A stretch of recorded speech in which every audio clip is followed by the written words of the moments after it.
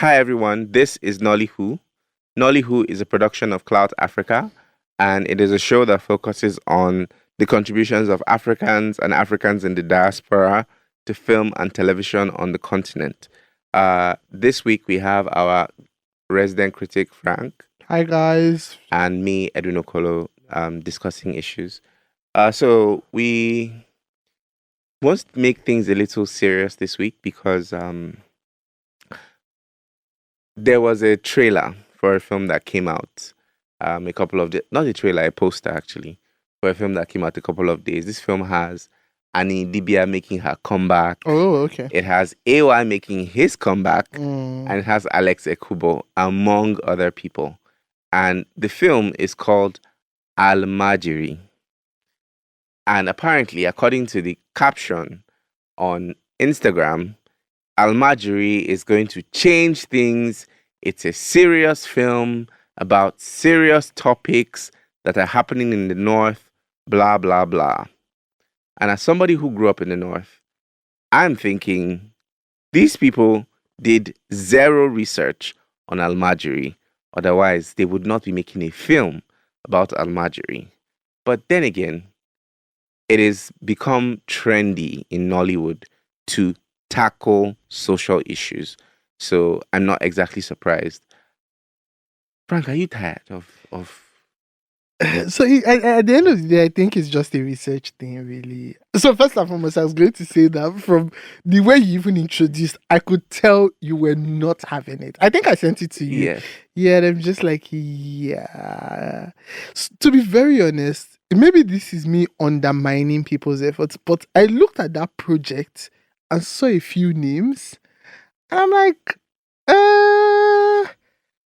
do they want to do this? Because they've pretty much all this. There's this particular person I saw, and I'm just like, all you've done is like, comedy and all its variants, and the comedy doesn't even tap like that too. But we take it. So we take what we can get. Yeah, like, is this what you want to do now? Is this the next venture? So generally, me, I won't knock it off until I see it. Mm-hmm. But sometimes you just see certain things and you already know that, yeah, it's not going to work. A good one I also saw, I think I sent it to you, was that, oh my God, I can't remember the name. I don't know if it's a working title, but it was something bisexuality. By curiosity. Yeah. That's what it's called. I saw it and I saw the way they spoke and I saw a couple of names in it and I'm like, it's a no. Same way we saw Glamour Girls. And we saw someone's name in it, and we just knew that, there's going to be like a hint of one or two things that wouldn't work. So I think at the end of the day, bringing it back to like the topic of like tackling, I feel like, again, we can't drum, or we can't say that we're not tired of it. Mm-hmm. I would want to see it before I knock. Yeah, I don't want to just not to dismiss it entirely before it comes not entirely. Out. Just do the work, really, because I feel like there are films that have. It depends on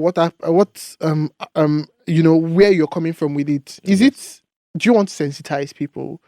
Do you want to? There are people who have created maybe careers from MTV Sugar has been running for like God knows when, and they've been tackling the same and they've been doing it pretty well, very well.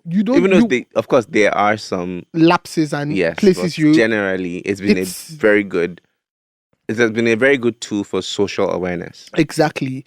You watch stuff by some of the films, or most of the films, that, even though I have a problem with some of them, but the films that are maybe funded or something, or have like TS has a hand in doing, you watch them, and some of them, you have like a few film errors that you would point out, but at the end of the day, it's still, they're more committed to the cause. So that's the thing. That's the right word.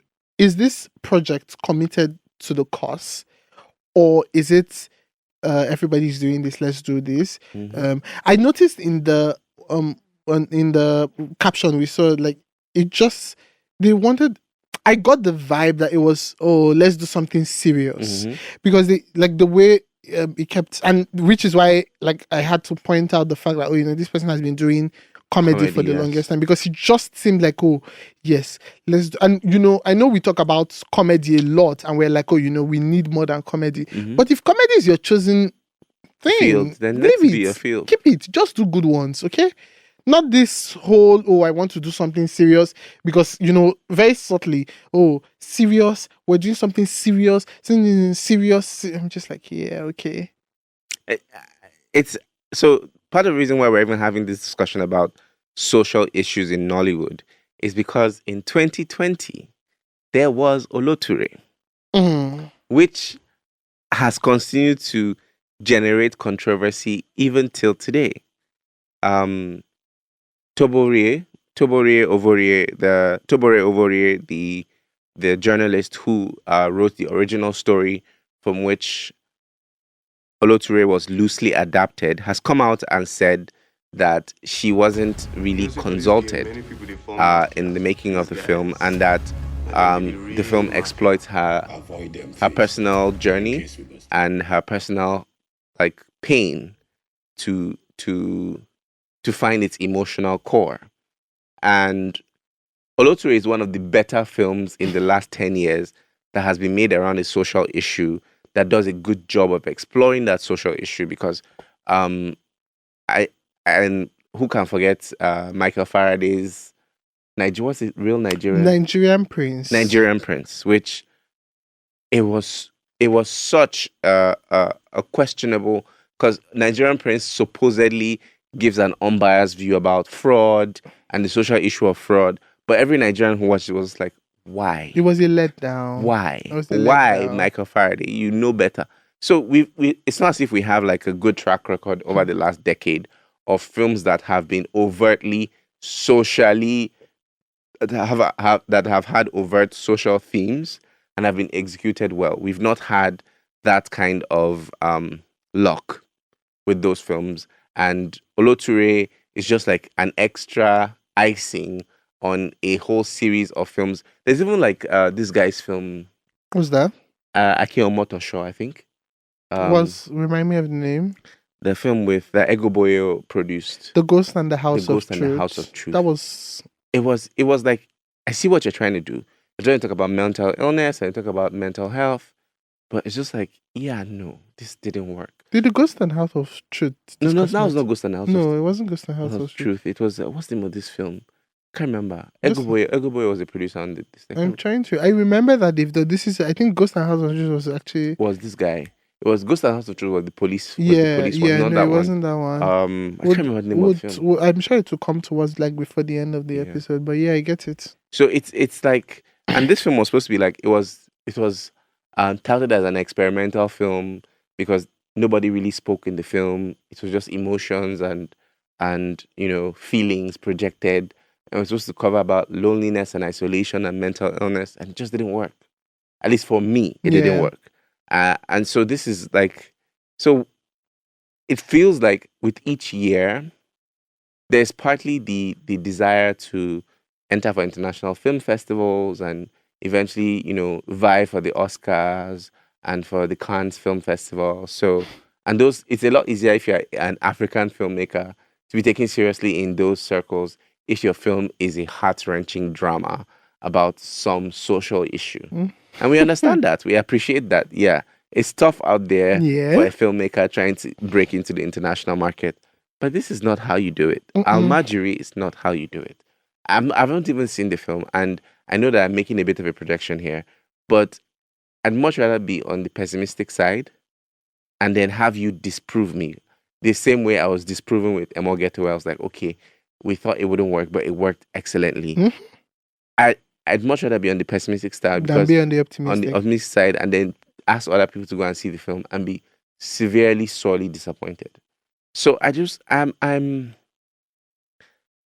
It's very stressful for me, these films, these projects, because it begs the question that if you are focusing on these things, why haven't filmmakers in Nigeria, in Nollywood, spend their time dismantling the 20 years of misinformation and indoctrination that Nollywood as a tool of media has inflicted on a whole generation of Nigerians?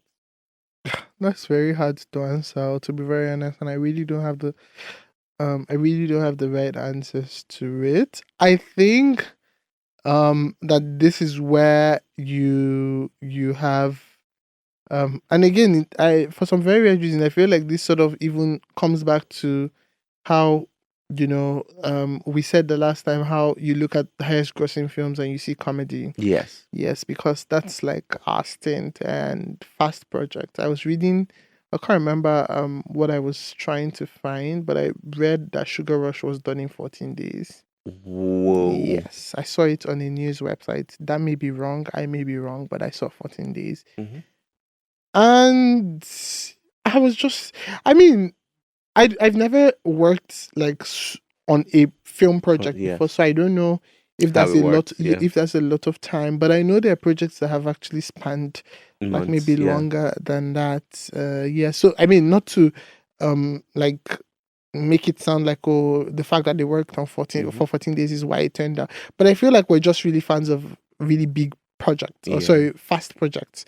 Or this is done. Onto the next one, Yeah. and so it doesn't necessarily afford, which is why like we do a lot of comedies, because we don't have the energy to imagine doing like years of research and trying to find do a drama or a thriller. No, we don't have the energy for that. You know how you read. I think the longest I have actually seen is, and this is so weird, it's for Kunle Afolayan's Phone Swap. I was recently reading up about Phone Swap, and apparently they said the script was in the works for years.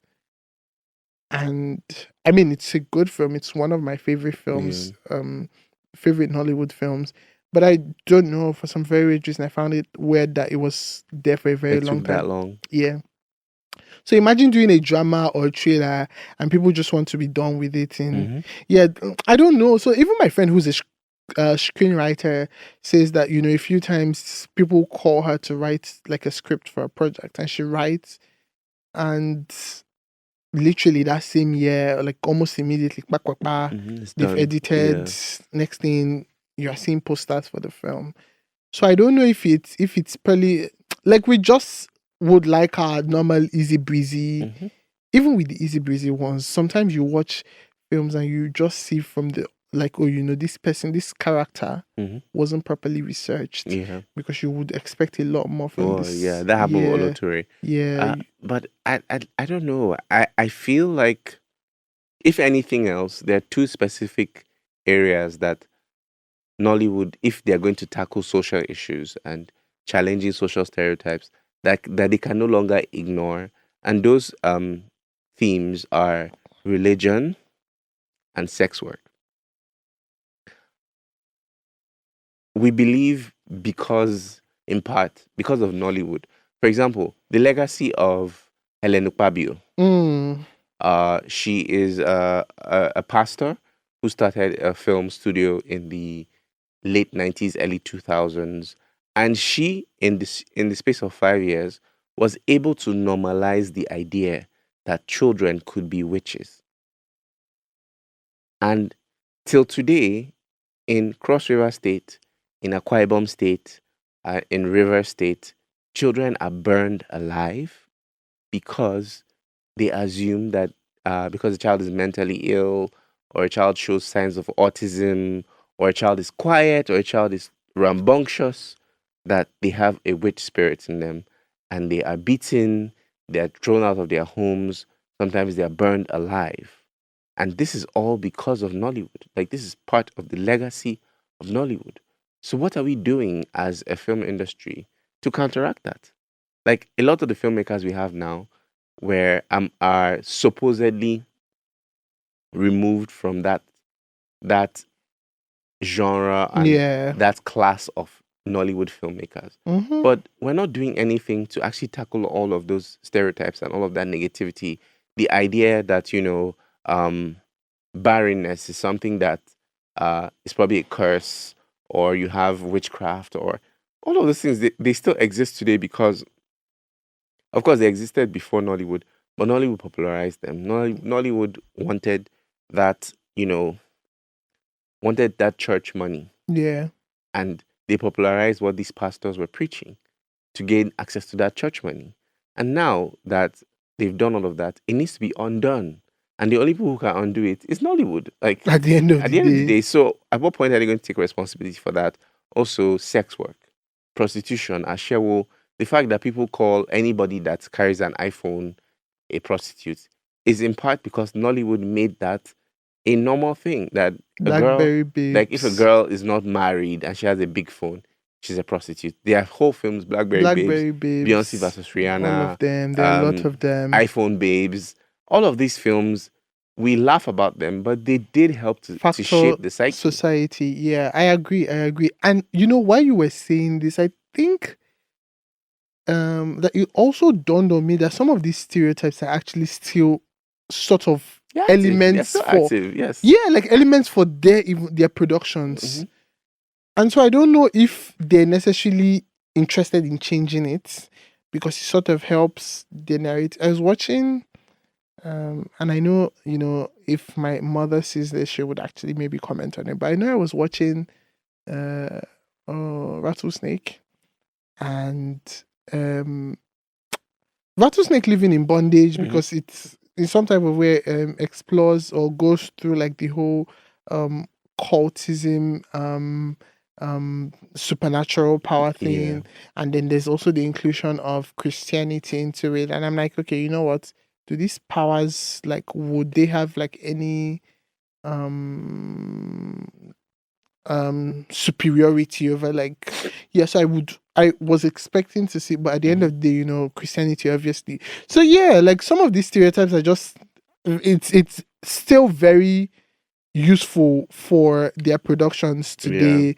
You have people who are doing films about you know, prostitutes, or they have prostitutes in it, and obviously you see them with the latest iPhones, and you see them just being big babes and just, you know, doing stuff that they can, and you know, it just helps. There are still narratives that actually help their work. So I don't know that they're ready. Also, I don't even know that they think they have that much power. I think that's another thing, because it's one thing to it may not have been like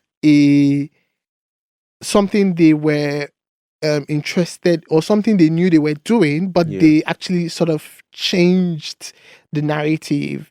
And so it would then sort of mean that they know that they wield that much power, and then they know that, oh, you know, this is the onus is on us now to sort of tilt the power back. Yeah. So that's, I feel like from where I come from, that's what I think about it generally. I do think I do think the future of these of social issues storytelling is in short films. I agree. Short films in Nigeria, like wholeheartedly. Ifeoma Chukwuogo's Bariga Sugar. I think that's like the best depiction of sex work that has come out of Nollywood. It is also the best depiction of children, like in a toxic environment. Yeah, I agree. That's come out of Nollywood. I agree. That tackles friendships and all these things. And I feel like if full length feature films might be too financially is too financially big a burden, then maybe we should consider short films as a way to get this conversation started. Maybe people support more short films, because I know Ndani has done quite a number of short films about issues, but mostly it's like related to marriage and they aspire to that's fertility, and it's like, okay, that's nice for you people, but not all of us want to have children. Not all of us want to get married. So this is not a universal problem.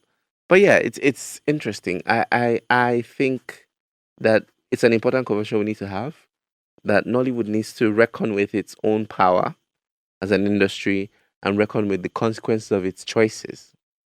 Because Nollywood has made a lot of bad choices over the last 20 years, and those choices are finally coming to fruit now.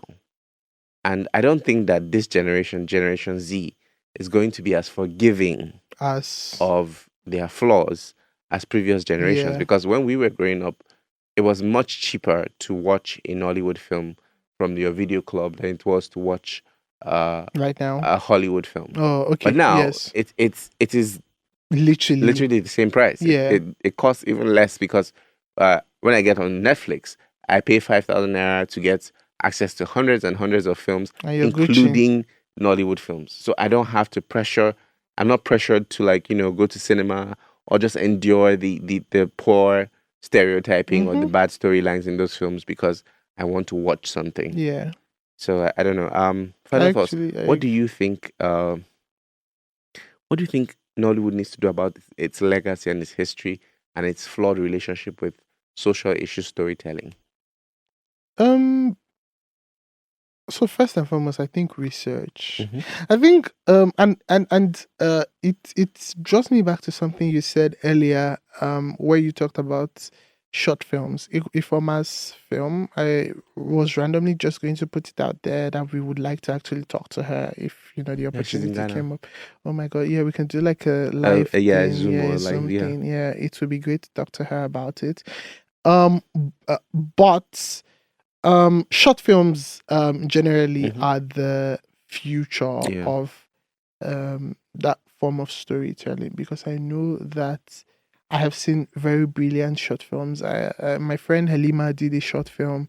I mean, it has, it's not the perfect film, but it actually just is able to talk about the social. She was talking about rape there, I think, and it was a watch.